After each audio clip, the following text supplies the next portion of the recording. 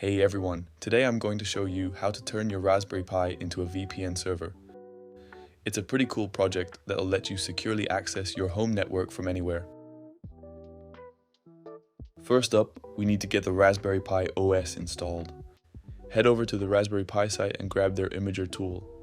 If you're on Windows or Mac, just download and install it from the links on screen. For Linux users, you'll want to copy the link, open up a terminal, and paste it in.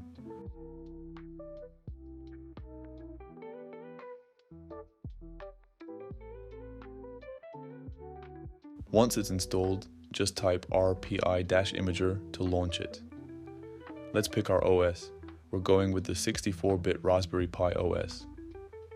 Now select your SD card, but heads up, this will wipe everything on it, so back up anything important first. Click the gear icon for settings and enable SSH. This makes life way easier since we can control everything from our computer, instead of plugging in a screen and keyboard to the Pi. You can keep the username as Pi or change it to whatever you want.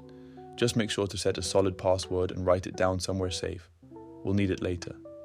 Even though I'm using Ethernet, I like to set up Wi-Fi as a backup. You never know when that Ethernet cable might fail you. But if you're strictly Ethernet, feel free to skip this part. Hit right to start copying everything to the SD card. One last warning. This will wipe the card clean, so make sure you've backed up anything important. You'll probably need to enter your computer's password to start the process. This usually takes about 10 to 15 minutes. I've sped up this part in the video and I'll put all the commands we use in the description below with timestamps so you can easily copy and paste them.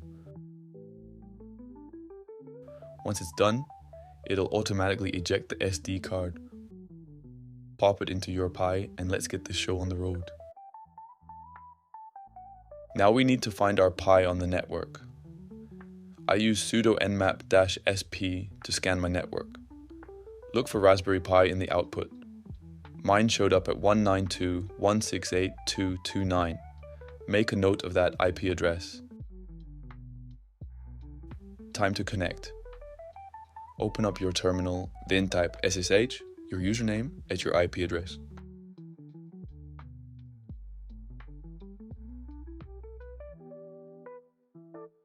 When it asks if you want to continue connecting, type yes.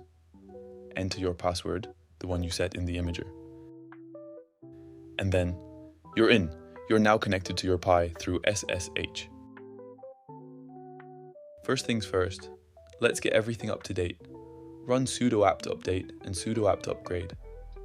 This might take a minute, but it's important to have the latest updates.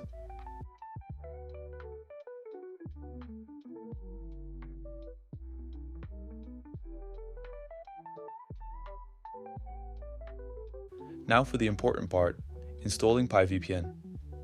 Type curl-lhttps install .pivpn.io bash.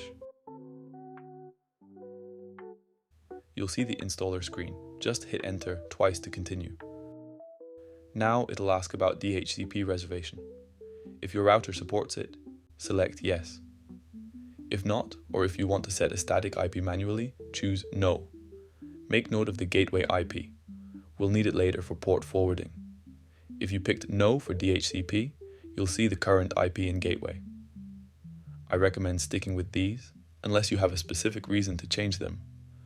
Remember, if you do change the IP, that's your new SSH address. When it asks which user should hold the config files, just pick your user, then select WireGuard as your VPN. It's faster and more secure than OpenVPN. Keep the default port unless you have a good reason to change it. For DNS, I'm going with Cloudflare, but feel free to pick any provider you trust. Here's a pro tip. Instead of using the public IP, we can set up a free DNS with no IP. Most providers regularly change your public IP. With a dynamic DNS, you don't need to update your setup each time this happens. Head to noip.com, create an account, and set up a new hostname. For the domain, choose ddns.net. the IP settings should autofill correctly. Then choose a name and you're all set.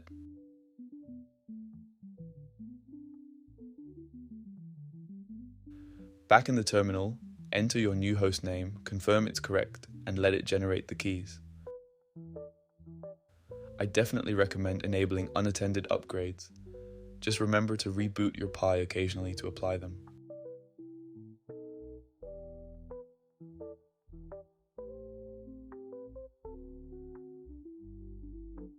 After the reboot, wait a few seconds and reconnect via SSH.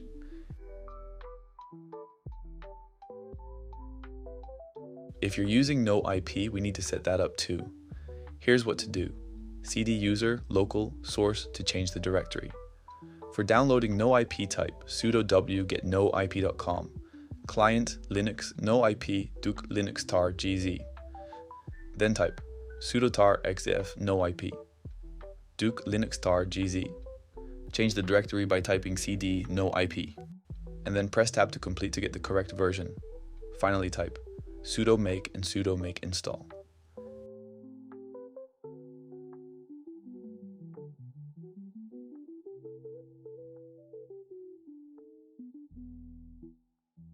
Log in with your no-IP credentials. You can then keep the default 30-minute update interval by pressing enter. We don't want to run anything after each update, so type no. We can then change back to the original directory using cd and type sudo user local bin no-ip2 to start no-IP. Let's set up a cron job to start no-IP on boot. Type sudo cron tab -e, pick your editor, I use nano, and add this line at the bottom. At reboot, user local bin no-ip2. You can then exit the nano editor by pressing Ctrl+O to save and Ctrl+X to exit. Now we need to configure IP tables.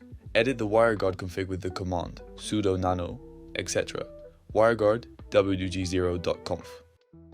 Add the following lines at the bottom. You can simply copy and paste them from the description below.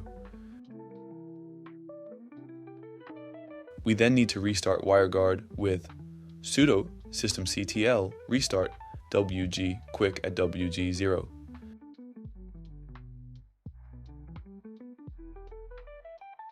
To create a client connection, use PiVPN add.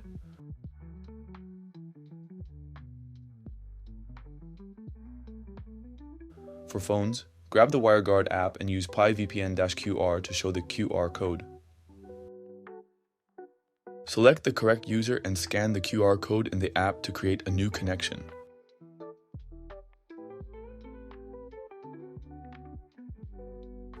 For computers, we'll need to transfer the config file. Exit SSH and use scp username at pip, home, username, configs, clientname.conf, ~downloads. Install WireGuard on your computer using sudo apt install WireGuard. Then we move the config file to the WireGuard folder, sudo mv downloads clientname.conf, etc. WireGuard. To start the connection, type sudo wg quickup, etc. WireGuard clientname.conf. To close the connection, simply replace up with down.